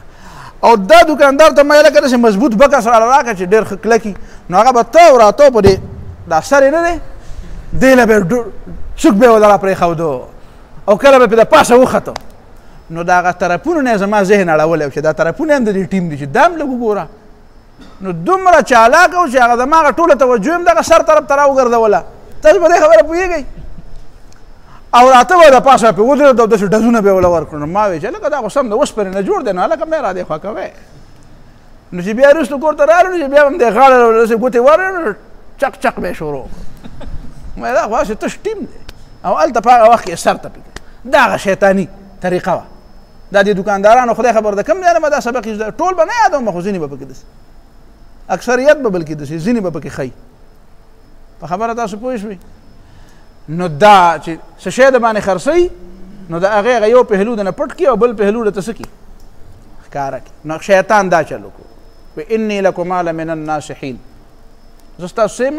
نو اولنۍ طریقه دا شو. دویم کار یې دا وکړو، په دې باندې پوه شوې چې ده د آدم علیه السلام د یو بلې کمزورۍ نه فایده واخیسته. لکه ستا چې د چا سره مقابله یي نو دا نقطې ځان سره ساته، دا بیا ځان سره لیکه او دا هره ورځ ګوره. ته په دنیا کې د شیطاني قوتونو سره مقابله کوې که نه. یا لکه د مذهبي قوتونو مقابله په ذهن کې مه راوله سړیه، دا بېکاره خبره. چېرته غریب منجور در ایثار کړی، چېرته د جومات امام را ایثار کړی، چېرته د بل څوک مذهب را ایثار کړی، دا پرېږده سړی، دا وړې وړې خبرې سره ګزاره وکړه. هسې اصول دلته موږ به وایو، کله کله بیا داسې تخنو را تخنو، لږه لږه خبره به کوو، ځکه چې اصولي خبرې دي، خو د هغې نه بغیر خو کار نه کېږي. خو مقابله دې ګوره د مولوي صاحب سره نه ده، مقابله دې د مذهبي جماعت سره نه ده، د دیوبندي سره نه ده، د بریلي سره نه ده، مقابله دې د مذهبي قوت سره، مقابله د چا سره ده؟ د شیطاني قوت سره ده. نو دا لږ لږ دا به پوهول غواړي. د ده مثال د بیمار دی. نو بیمار له کله کله سړی ستن وایي که نه وایي؟ وله ستن وله نه وایي. نو ته وایې چې که زه وله سبا له ستنې وم، ته ما ته وایې چې هلکه دا خو دې زه خوږ کړم او دا خو دې راته داسې وي او تا خو یې د ما سره مقام، دا خو تا له زه علاج کوم، دا خو له څه کوم، کله به ترخې ګولۍ در کوم، کله به د اپریشن هم کوم. او لا چاړه چې پسې دا ډاکټر راوالي دا سرجن او سیري، نو ولې دا یې دشمني څه، دا وله څه کوي؟ علاج وله کوي. دننه پکې کله اوبه شوي، کله پکې زیاتې غوښه شوي. نو دا ګوره دا اپریشن اپریشن به وي، خو دا اپریشن خو خلک د خپلو کوي که نه. یا لکه پلار زوی اپریشن له بوځي که نه دي، او کله کله زوی ولګي او خپل پلار څه کوي، هسپتال ته یې ویسي وي څه کوو، یاره دا چاړه ورته تېره کوئ اپریشن وله وکړه. زوی ورته وایي زما د پلار له څه وکړه، ورور ورته وایي زما د ورور له اپریشن، نو دا دشمني څه. نو دا مذهبي جماعتونو له به کله کله موږ څه کوو، کله به ورله ترخې د کونینو ګولۍ ورکوو، کله به ورله ستنې وو، کله به ورته اپریشن. خو دا اپریشن د دې دپاره یي دا ښه شي، دا ناجوړه دي غریبانان چې دا څه شي، چې دا جوړ شي او مقابله به له چا سره وي. په دې نقطه ورسېدئ. هسې نه چې تاسو زما د خبرو نه دا معلومه کړئ چې دا کله د یو سره مقابله کوي او کله د بل. دا مقابلې نه دي، دا خو اپریشن دي، دا علاج دی، دا دوایي ده. پوهېږئ په خبره باندې؟ پټۍ مټۍ وله کوو، کله زخم چې وله اینځي نو دړ کوي که نه کوي، او زخم وله کله په څه اینځي، په سپیرټو باندې، نو پې څنګه لګي؟ تړتکې وایي که نه وایي؟ نو بیا تړتکې مه وه، خیر دی ښه به شي. ټیک شوه؟ مقابله ده. نو دې ابلیس دویم کار کوم یو وکړو چې ده وایي چې زما خو مقابله ده او د مقابلې میدان د آدم دی علیه السلام. نو د آدم علیه السلام یو کمزوري معلومه کړه. ته هم د خپل دشمن هغه کمزوري پهلوګان معلومې، لکه یو قلعه ده د دشمن، او ته په هغې قلعه باندې ورځې، نو ته به پکې ښه ورځې چې کوم پکې ټول نه مضبوط دیوال وي، نو په هغې به ورخېږي که نه. ګورې به چې چېرته کې نړېدلی خو نه دی دیوال، چېرته سوری خو پکې نشته، یاره اوبه تې په کوم ځای راوتي، نو په هغه ځای به ورننوځې. کله پکې دننه غدار را پیدا کړې، څه چل خو به کوې که نه، څه طریقه خو به کوې د جنګ. نو د دشمن په قلعه کې او د دشمن په مورچه کې به ته کمزوری پهلو ګورې، نو په هغه طرف به ورځې، په مضبوط پهلو خو به نه ورځې. دغه شان اوس ګوره ابلیس دا چل وکړو. ابلیس دا چل وکړو چې د آدم علیه السلام یو کمزوري وه، ذهین خو دی و، او دا ذهانت کله کله د سړي دپاره نقصان هم شي، هغه باندې وروستو راځم خبره نه کوم. نو دې آدم علیه السلام کې دا کمزوري ولیده چې د خوب سے خوبتر، د ښه نه زیات ښه په تلاش کې دی. انسان کې دا کمزوري ده که نه؟ انسان دا په تصوراتو ولې دا ژوند تېروي، نن ورځ مې خو ښه نه ده، او که خیر سبا به داسې چل وشي، سبا به فلان کې چل، او دا خو اوس زه کمزوری یم، اوس ما سره پیسې نشته په جیب کې، خو بل به داسې چل وشي، بیا به دا وشي، بیا به دا ګټه پکې وکړم، بیا به داسې شم، غټ سړی به شم، بیا به مې خلک دا یعنې د ښه نه د ښه په تلاش کې هره ورځ. ته په څه هره ورځ د یو سړي نه تپوس وکړه، نو هغه به وایي چې سبا له زه د نن په مقابله کې ښه وی، زما عزت زیات وی، زما مقام اوچت وی، ما ته خوشحالي زیاته میلاو وی، زه د مصیبتونو نه زیات محفوظ وی. دا د انسان یو کمزوري ده چې هغه وایي چې زما سبانۍ ورځ د نننۍ نه او نننۍ مې د پرونۍ نه څه وی، او دا اوس چې زه په کومه مرتبه کې یم، نو دا مرتبې په ځای ولې ما ته دې نه غټه مرتبه دې راته، دا انکریمنټس دې راته لګېدی په مخه مې د سکیلونه ډېر اوچتېدی. نو دا خو په جایزه طریقه باندې ښه سوال دی، ښه خواهش دی. د دې وجې نه خو الله تعالی هغه آخرت وروسته ساتلی دی که نه، او آخرت یې ورته ویلی دی چې ته د مستقبل په تمه شه، آخرت په اصل کې مستقبل دی. د دنیا مستقبلونه پرېږده، اصل مستقبل څه دی؟ هغه آخرت دی. نو هغه آخرت ښه کول پکار دي. ځکه په دې موضوع په دې اصول باندې دا مبني خبره ده. نو آدم علیه السلام ته دا ووی چې ما نهاکما عن تلکما الشجره الا ان تکونا ملکین او تکونا من الخالدین. تاسو ته چې الله تعالی وی چې دا ونه مخوره نو ځکه یې درته وی چې که دا م وخوړه نو بیا به دنه ملایک جوړ شي. ملایک د آدم علیه السلام نه څه غوره نه وو، خو د ملایکو مقام داسې دی چې د سړي ورته زړه کېږي چې یاره نه خوراک او نه څښاک او نه امتحان او نه ازمایش او بس خو مزید او د الله تعالی خبرې اوره او په ملأ بالا کې اوسېږه او په ملأ اعلی کې اوسېږه. نو دا خو هر څوک داسې وایي. او د ملائک دا تصور داسې دی چې د ټولو نه ښه او اعلی شی چې خلق یادوي نو یا ښاپیری یادوي او یا څه یادوي یا ملایک یادوي. چې څوک د چا د ډېرې پاکۍ ذکر کوي و یاره صفا ملایکه ده نو، خو ته به ملایکه ده نه وې، ته به وې ملایک دي و یا ملایک دی. دا ده خو مؤنث دی که نه. الذین جعلوا الملائکة الذین هم عباد وجعلوا الملائکة الذین هم عباد الرحمن اناثا اشهدوا خلقهم ستكتب شهادتهم ويسألون. نو ملائکو ته اناث او ښځې ویل دا د مشرکینو کارو، هغوی به وی بنات الله. هغه د تذکیر او د تانیث نه بالا دي. هلته څه د توالد او د تناسل سلسله نشته. نو هغه د تذکیر و تانیث نه هلته حاجت نشته. د تذکیر و تانیث هلته زوجیت نشته. هلته د توالد او د تناسل څه تصور نه دی. نو هلته زوجیت او د توالد تناسل چې نشته دی نو تذکیر تانیث هم نشته. نو د مذکر صیغه د عزت او د احترام دپاره استعمالیږي، د الله تعالی دپاره استعمالیږي. نو ته د هغې دپاره هم استعمال کړه، ملایکو دپاره د احترام دپاره. هغه جدا مسله شوه. خو مطلب مې دا و چې څوک سره شي ښه والی یادوي نو هغه ملایک وایي، یا ښایست یادوي نو هغه ښاپیری وایي. او دا یوازې په پښتو کې نه ده، دا په د عرب عبقري چې وایي که نه، عبقری او ښاپیری یو شی. عبقری او ښاپیری دا ګویا د پښتو ټکی دی، یا د پښتو دا د عربۍ ټکی دی. وعبقري د ښاپیرو د وطن دی. متکئین علی رفرف خضر وعبقري حسان. دا هغه انتهایی درجه په وصف کې مبالغه شوه. ځکه زمونږ په ذهن کې هم د دې نه زیات بل څه نه راځي. نو عبقري معنا موږ وایو چې هلکه دا خو سم د ښاپیرو د لاس جوړ ده، د ښاپیرو د وطن دی. اوس کپړه ده یا انسان ته وایو مونږ چې دا خو صفا ښاپیری دی، یا دا میندې خپلو ماشومانو ته وایي دا زما ښاپیری دی. نو هغه هر څنګه چې خو دې ته ښاپیری ښکاري. نو ملک نو دا یو قسم لا ډېره لویه الا ان تکونا ملکین. دا مې دغه بنیادي سوال جواب وکړو په دې طریقه خو که ته پرې پوهېږې چې انسان ملایک آدم علیه السلام نه او د انبیاو خو د ملایکو نه غوره دي. نو بیا ولې؟ نو دا مې تا ته دغې جواب. او تکونا من الخالدین. او دا هم د انسان یو خواهش دی، یو ارمان دی. جنت غوندې ځای په دې دنیا کې خلک مرګ ته نه دي تیار نو چې لږ غوندې د چا خوشحاله ژوند دي. نو په جنت کې خو بیا څوک دا وتو تصور نشي کولی. نو دا دوه د انسان کمزوری دي چې دی د دې موجوده حالت نه ښه حالت ته انتقال غواړي. نو ابلیس او شیطان د دې کمزورۍ نه فایده اخلي. تا ته ویل لکه ستا قدر دلته نشته، فلانکي خلکو سره شامل شه بیا به دې قدر. فلانکي کار وکړه، فلانکي خبره وکړه نو قدر به دې زیات شي. نو بیا په د دروغ هم خلک راواړئ او په دوکو هم راواړئ او په چاپلوسۍ هم راواړئ او د دین په خرڅولو هم اماده کړي. دا ولې دا اماده کوي؟ د دې دپاره ځکه دا پې ولې دا کارونه کوي؟ دا پې ځکه کوي چې هغه ورته وایي چې ته خو ډېر لوی سړی خو لږ غونې که نه همت وکړه او لږ محنت وکړه او لږ غونې حاجي جرأت په ځان کې پیدا کړه نو ته خو د دومره لوی مقام سړی. دا په دې موجوده وخت کې چې ستا کوم مقام دی دا خو دا خلک تا نه پېژني. نو جایزې لارې لټول خو خیر دی، څه ګناه نه ده، خو صبر هم پکار دی او موقع ته انتظار هم پکار دی.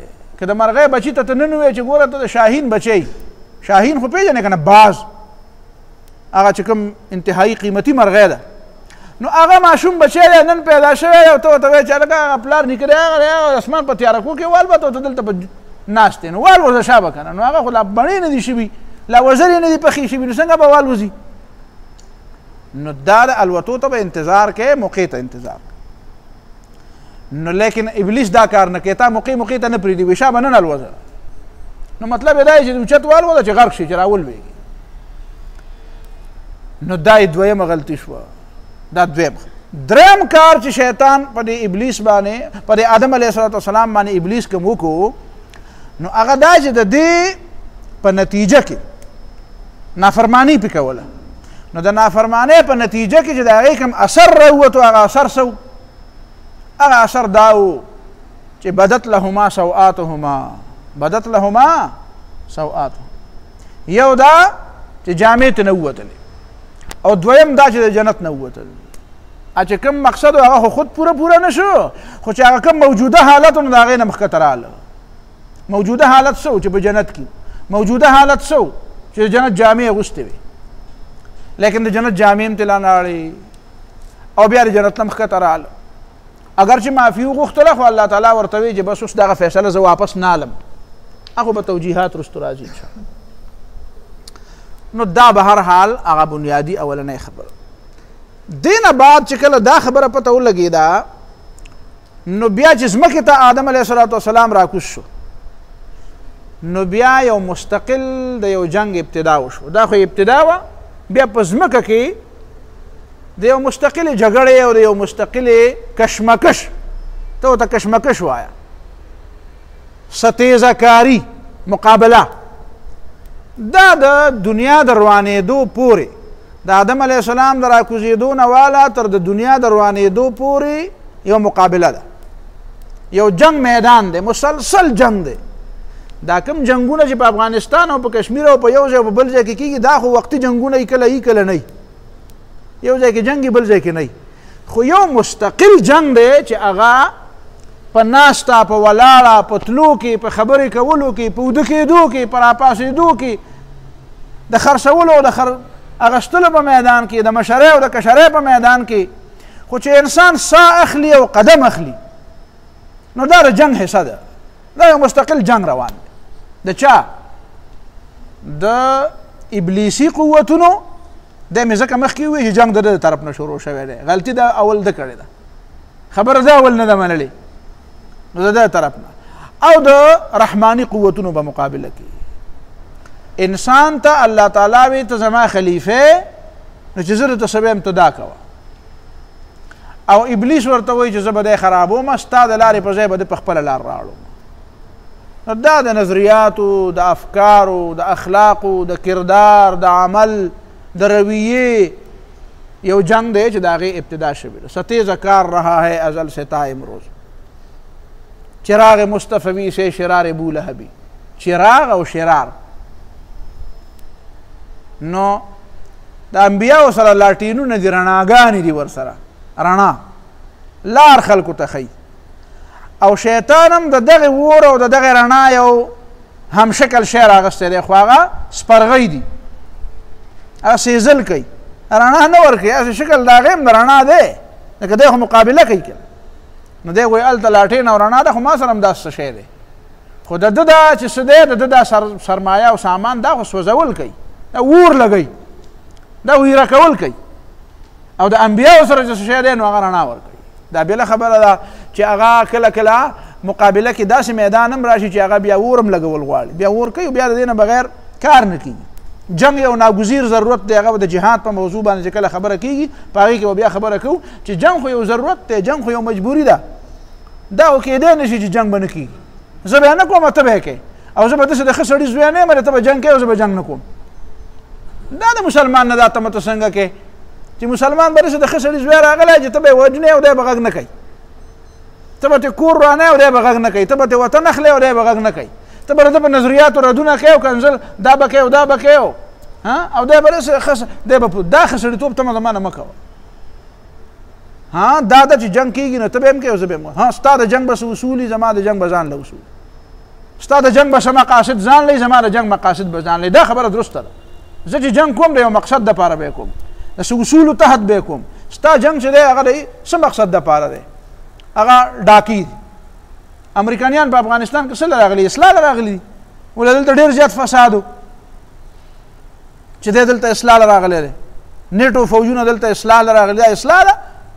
په جوماتونو په کورونو باندې بمونه ورول په خادۍ باندې خلک واده راجمع شوي دي دا به د پاسه بمونه راواچوي دی له نه دی راغلی چې دلته اصلاح وکړي په عراق کې اصلاح نه دی راغلی، ګیس او تیل او وسایل او د مسلمانانو دماغ او ذهن قبضه کول راغلی دی، د مسلمان ځمکې او لارې قبضه کول راغلی دی. دا لوټماران دي، دا ډاکوان دي، امریکایان او یهودیان او هندوان دا ډاکوان دي. او مؤمن چې جنګ کوي نو ډاکې دپاره نه کوي، دا ډاکماري نه ده، دا اصلاح دپاره ده، دا دنیا اصلاح کوي. دا انسانان د انسانانو د غلامۍ نه ازادۍ او د خدای په غلامۍ کې ورکوي. دا په دنیا کې اصلاح راولي، امن راولي. هغه ځان له یو موضوع ده. نو به هر حال میدان جنگ دا د نظریاتو دا جنگ هم د جنگ میدان دی، دا سرد جنگ دی، سوړ جنگ دی.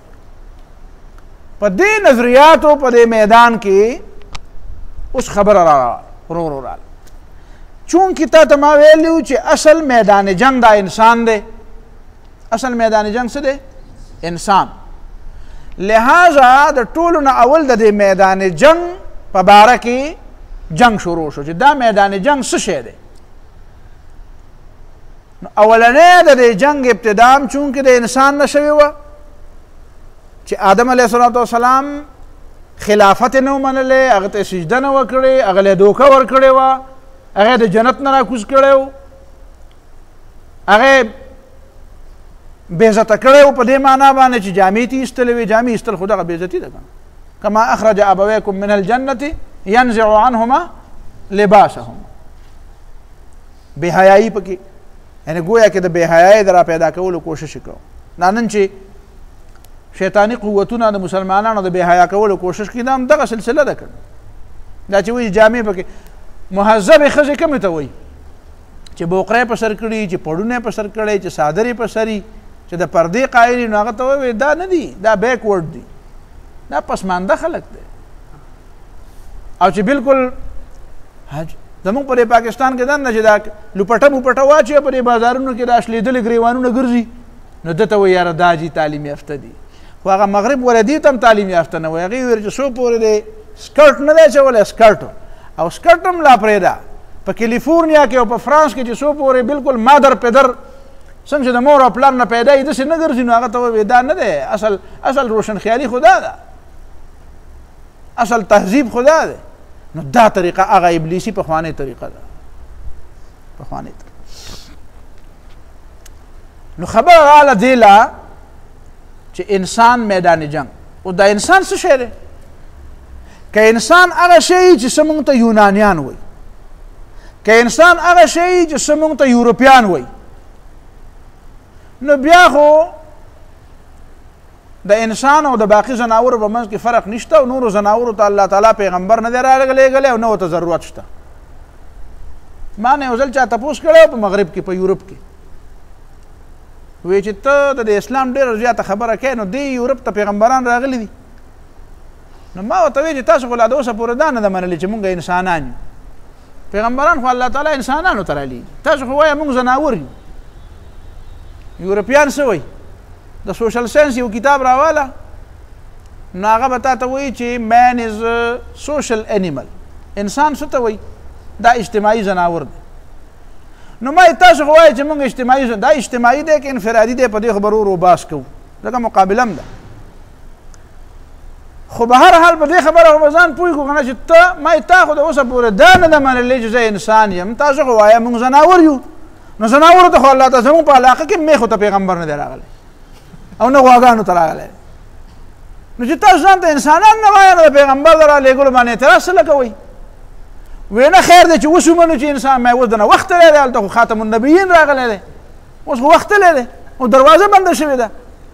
تاسو ډېر وروستو راوګرځېدئ. پوهېږئ په خبره باندې؟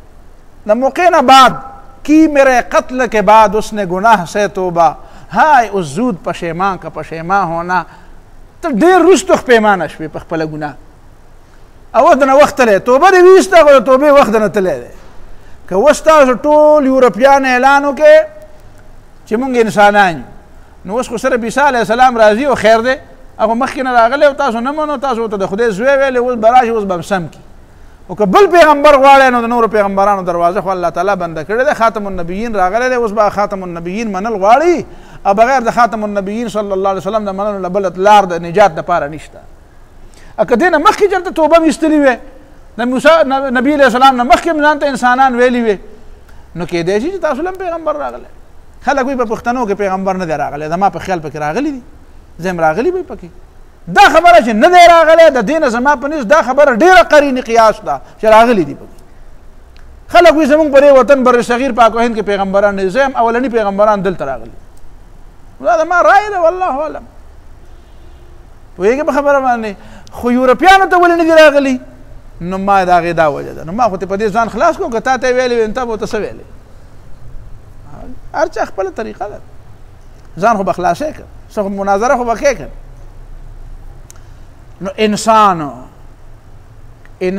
انساني نو بیا دته د وحي ضرورت دی چې انسان د ځناورو نه جدایي بل مخلوقي زړه لري روحانیت لري نو دته بیا د وحي ضرورت دی خلافت په عنوان چې پیدای او کنه انسان سوشل انیملی حیوان ناطقي نو حیوان ناطق ته خواړو د پیغمبر ضرورت نشته حیواناتو ته پیغمبر نه راځي اوس قبل د دې نه چې موږ دا ووایو چې یورپیان د انسان په باره کې څه وایي او یونانیان څه وایي او په دې باندې بحث کوو نو د دې نه مخکې دا خبره کوو چې اسلام انسان ته څه وایي اسلام انسان په کوم عنوان باندې بیانوي ته د انسان تعریف ستا په نس څه دی نو ما یاره دا تپوس رانه څوک کوي یاره څاروی رانه تپوس کوي خو چې هغه ته یې ووایم چې انسان دې ته وایي که مرغۍ رانه تپوس کوي که خر او غویي رانه تپوس کوي چې انسان څه ته وایي نو ورته به ووایم چې دا په تا پسې چې چوکه راغستې ده دغې ته وایي چې په تا یوه کوي دغې ته وایي دا چې ستا نه کار الي دغې ته یې وایي دا چې د کله حلالوي او کله دې خوري او کله د لګیا راوړي او کله د باندې غوبل کوي خو که دا تپوس رانه انسان کوي نو ماله په دې خبره باندې جړا راځي چې دا غریب ځان نه پیژني او تا نه به څه ګیله وکړم او د دې زمانې د چا نه به څه ګیله وکړم ډېر پوه خلک دي هغه په خپله باندې کاریل یو انګریز دی 1920-22 لګ بګ په لندن کې به ده په مختلفو موضوعاتو باندې سیمینارونه کول او یو موضوع د ده وه د هیروز لوی خلق نو په هغې کې بیا یو ځل د ټول لوی خلق چې بیان کړه عیسی علیه السلام هم بیان کړو نور سقراط او بقراط او افلاطون او هیګل او فرایډ او ډاروین او فلان او هر څه بیان کړو نو بیا یو ځل د چې خلق رالل هغه حال ته نو د یو عنوان لیکلی و چې نن زما د تقریر موضوع ده د هیرو آف هیروز د لوی نه لوی د سردارانو سردار خلکو یو بل ته کتل چې دا څوک یادوي دا څوک کېدی شي چې څومره لوی خلک مونږ پېژندله خو د ټول ویلي دي دا به څوک یادوي نو هغه چې د خپل تقریر ابتدا کوله نو هغه وی چې هیرو آف هیروز د سردارانو سردار د ټولو نه لوی شخصیت د دنیا هغه محمد صلی الله علیه وسلم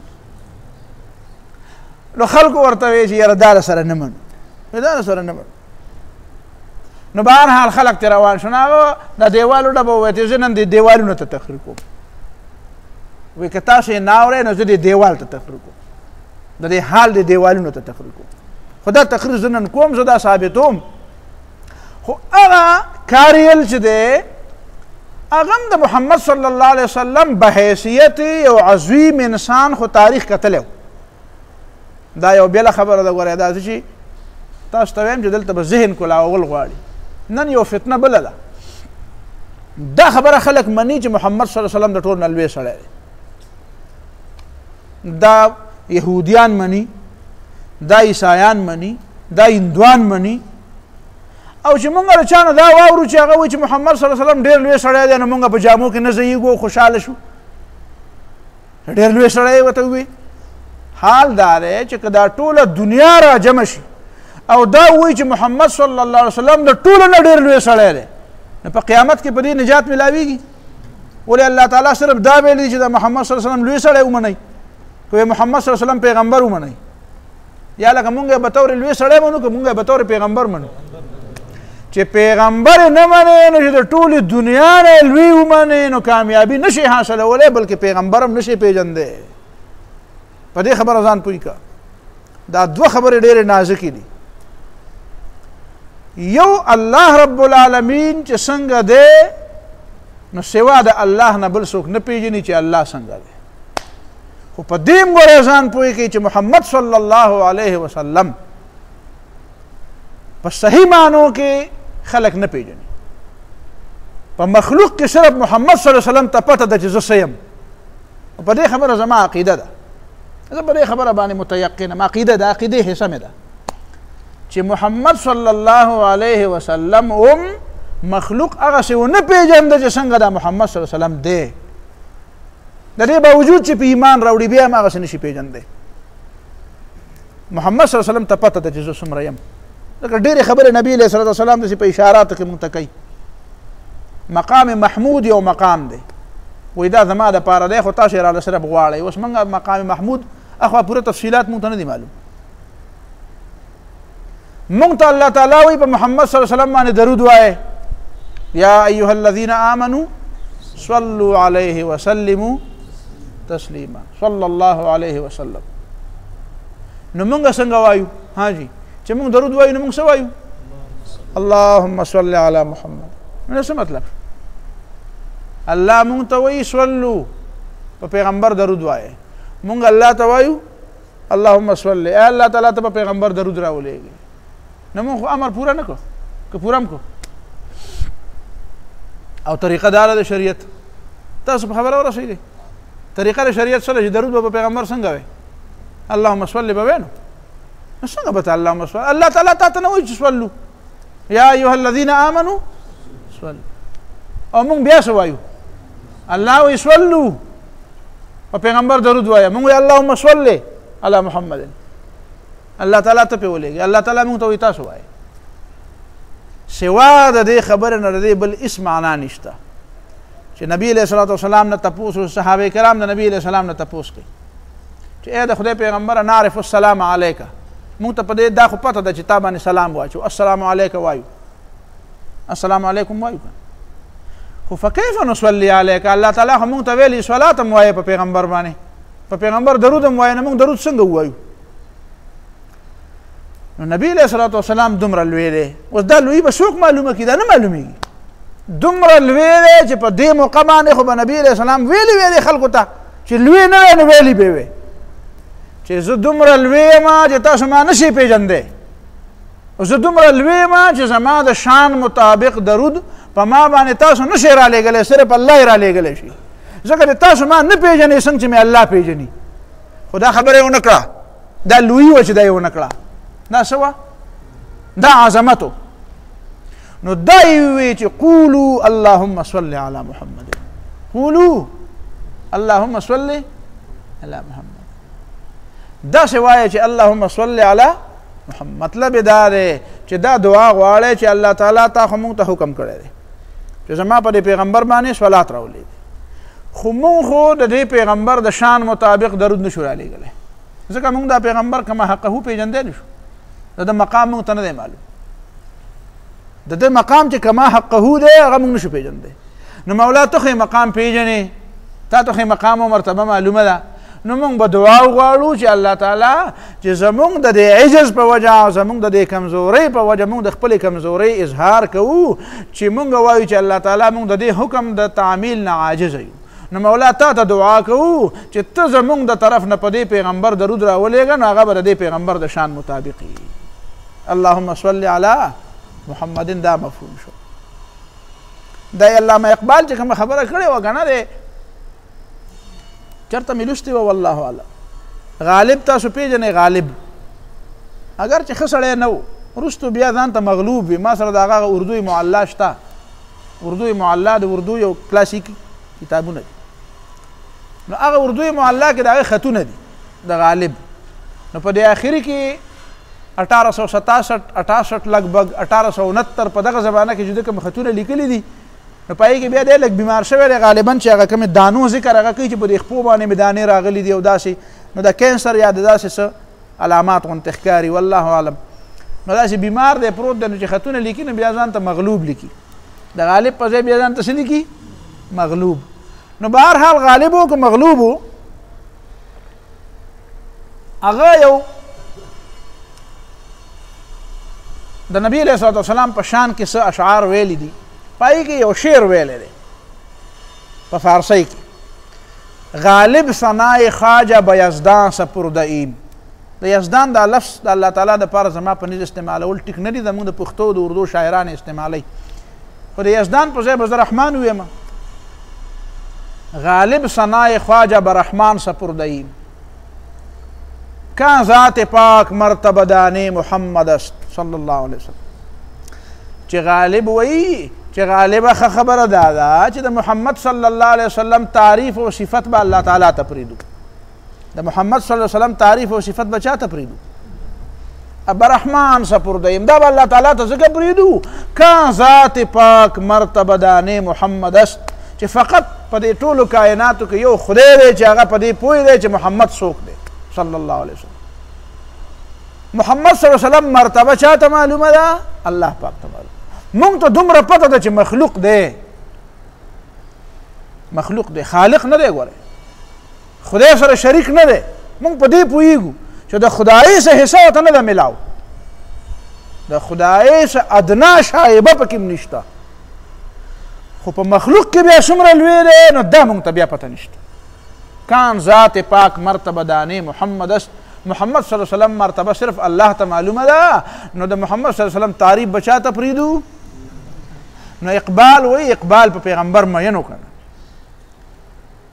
اقبال رحمه الله نو هغه وایي چې کاش زما دا ټول شعرونه مې د غالب له ورکړي وي او د غالب دا یو شعر زما وی بس زما دا پوره و زما دا ټوله شاعري د ده او د غالب دا یو شعر زما وی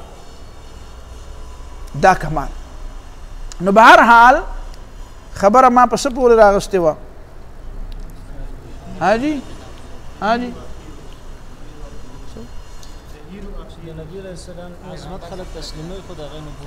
خبره دا وه چې ګورئ پیغمبر خدا صلی الله علیه وسلم د کاریل خبره مې راته کوله د چا خبره مې کوله چې کاریل خو ویلي چې محمد صلی الله علیه وسلم د هیرو آف هیروز دی خو هغه چې محمد صلی الله علیه وسلم لوستلی و نو به حیثیت پیغمبر یې نه و منلی به حیثیت یو لوی انسان یې منلی و بیا یې ورته وی هیرو آف هیروز خو کاش چې هغه محمد صلی الله علیه وسلم به حیثیت عبده و رسوله منلی وی او لیدلی وی نو بیا یو کتاب به نه لیکلی کتاب یې رستو لیکلی دی کاریل یو کتاب لیکلی دی Man the unknown انسان نامعلوم انسان خبره په انسان کې کوم چې انسان څه ته نو وایم چې موږ نه خلک به دا تپوس وکړي چې صاحب د انسان تعریف څه دی نو تا ته ما دا تپوس به رانه څوک کوي